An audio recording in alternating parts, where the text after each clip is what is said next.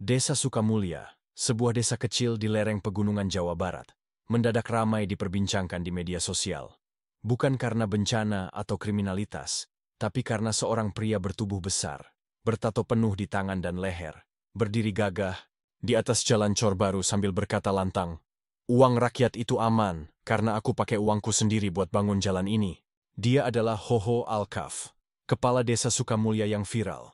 Bukan hanya karena penampilannya yang jauh dari citra pejabat publik kebanyakan, tetapi karena aksi nyatanya dalam membangun desa. Dalam video yang diunggah oleh salah satu warga, tampak Hoho memimpin langsung proyek pengerasan jalan, membangun jembatan kecil, dan memperbaiki saluran irigasi. Semuanya dibiayai dari kantong pribadinya, tak sedikit yang terkejut. Sebagian memuji, sebagian mencibir. Pencitraan doang, komentar netizen. Mana mungkin uang pribadi? Tuduh yang lain. Tapi warga Sukamulya tahu siapa Hoho. Mereka menyaksikan sendiri bagaimana sejak awal menjabat, ia menolak memakai dana desa sebelum semua proses hukum dan tender bersih dari manipulasi. "Kalau belum jelas, saya nggak mau pakai," katanya.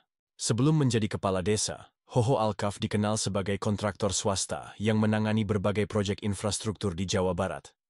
Ia bukan orang sembarangan. Proyek jalan, jembatan, hingga gedung sekolah pernah ditanganinya. Ia kaya, tetapi juga punya luka lama yang tidak diketahui publik luas. Keputusannya untuk maju sebagai kepala desa awalnya diragukan. Kontraktor itu mah biasanya cari untung, bukan mau melayani, gumam warga kala itu.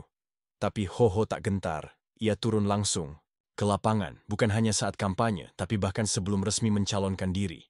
Ia bantu bersihkan sungai, bantu warga bangun rumah yang roboh, dan membayar sendiri genset untuk penerangan sementara saat listrik padam. Setelah terpilih, ia langsung bergerak. Tanpa menunggu anggaran cair, ia gunakan alat berat miliknya untuk membuka akses jalan antar dusun. Ia perintahkan staf desa merekap semua kebutuhan warga, dari pendidikan, air bersih, sampai pelayanan kesehatan.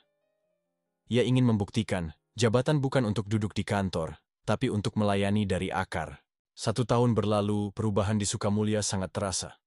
Jalan-jalan utama kini mulus. Akses pertanian lancar. Anak-anak tak perlu jalan kaki di jalan berlumpur saat hujan. Bahkan, sebuah balai pelatihan dibangun dari dana pribadi Hoho untuk melatih pemuda desa bertani modern dan wirausaha kecil. Namun, di saat pujian mengalir dari warga, komentar sinis dari luar justru makin tajam. Potongan-potongan video Hoho viral di TikTok dan Instagram. Sebagian mempermasalahkan tatonya, menyebut penampilannya tidak pantas jadi pejabat. Ada juga yang membahas masa lalunya secara samar. "Coba gali masa lalu dia, jangan cuma lihat sekarang," tulis sebuah akun anonim. Isu makin panas saat seorang mantan rekan bisnis Hoho muncul di podcast lokal, membocorkan bahwa Hoho pernah kena kasus besar dan nyaris dipenjara. Tak lama, berita miring menyebar. Ada yang bilang ia terlibat proyek fiktif. Ada yang bilang ia pernah dicokok aparat, tapi kasusnya hilang entah kemana. Warga Sukamulya mulai resah. "Kami tahu dia orang baik, tapi kalau benar ada kasus lama, kenapa dia bisa jadi kades?" kata Pak Iwan, tokoh masyarakat. Desakan klarifikasi pun muncul dari berbagai pihak. 1 tahun berlalu, perubahan di Sukamulya sangat terasa. Jalan-jalan utama kini mulus. Akses pertanian lancar. Anak-anak tak perlu jalan kaki di jalan berlumpur saat hujan. Bahkan, sebuah balai pelatihan dibangun dari dana pribadi Hoho untuk melatih pemuda desa bertani modern dan wirausaha kecil. Namun, di saat pujian mengalir dari warga, komentar sinis dari luar justru makin tajam. Potongan-potongan video Hoho viral di TikTok dan Instagram.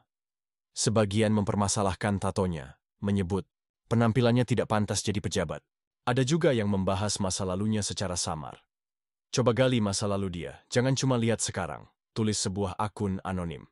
Isu makin panas saat seorang mantan rekan bisnis Hoho muncul di podcast lokal, membocorkan bahwa Hoho pernah kena kasus besar dan nyaris dipenjara. Tak lama, berita miring menyebar. Ada yang bilang ia terlibat proyek fiktif. Ada yang bilang ia pernah dicokok aparat, tapi kasusnya hilang entah kemana. Warga Sukamulya mulai resah. "Kami tahu dia orang baik, tapi kalau benar ada kasus lama, kenapa dia bisa jadi kades?" kata Pak Iwan, tokoh masyarakat. Desakan klarifik sorotan terhadap Hoho Alkaf semakin menggila. Media mulai menyoroti latar belakangnya. Headline bombastis seperti, "Kepala Desa Bertato pernah tersangkut kasus hukum," merajai kolom berita daring. Hoho tak banyak bicara. Ia terus bekerja. Namun tekanan itu nyata. Surat dari Inspektorat Kabupaten masuk ke kantor desa, meminta klarifikasi terkait dugaan masa lalu Hoho.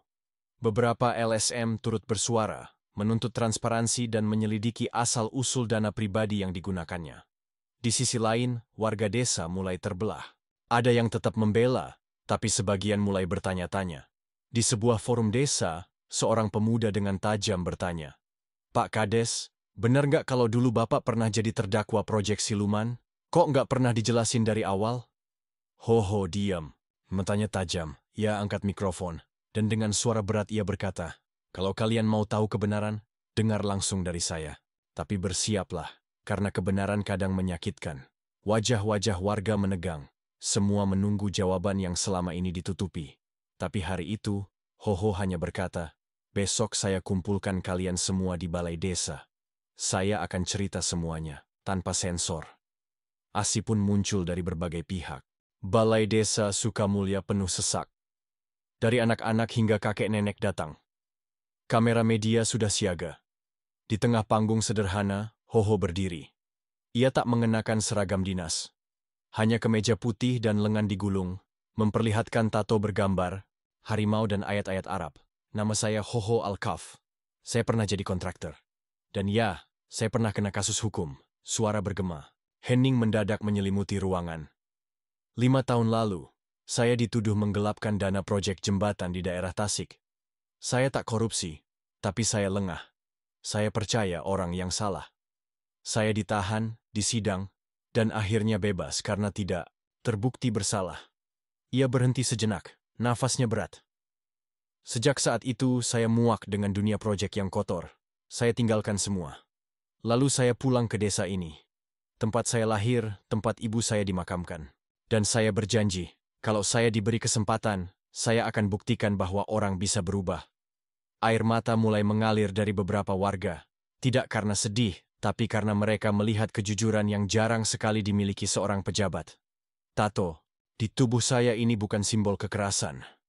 Ini lambang perjuangan saya. Dan uang yang saya pakai, itu tabungan saya. Hasil kerja keras. Saya tidak takut diperiksa. Saya hanya takut dikhianati oleh orang yang tidak percaya pada perubahan. Pengakuan Hoho membuat desa geger. Media nasional meledak. Kades Bertato akui pernah jadi tahanan menjadi trending. Ada yang menyebutnya berani, ada yang menuduhnya dramatis. Di media sosial, nama Hoho Al-Kaf jadi sasaran empuk perdebatan moral. Namun di desa, gelombang dukungan mulai tumbuh. Warga mulai bergerak. Mereka membentuk forum warga Sukamulya Peduli Hoho. Mereka mengumpulkan bukti-bukti pembangunan yang telah dilakukan Hoho dan menyebarkannya sebagai bukti nyata, bukan sekadar wacana.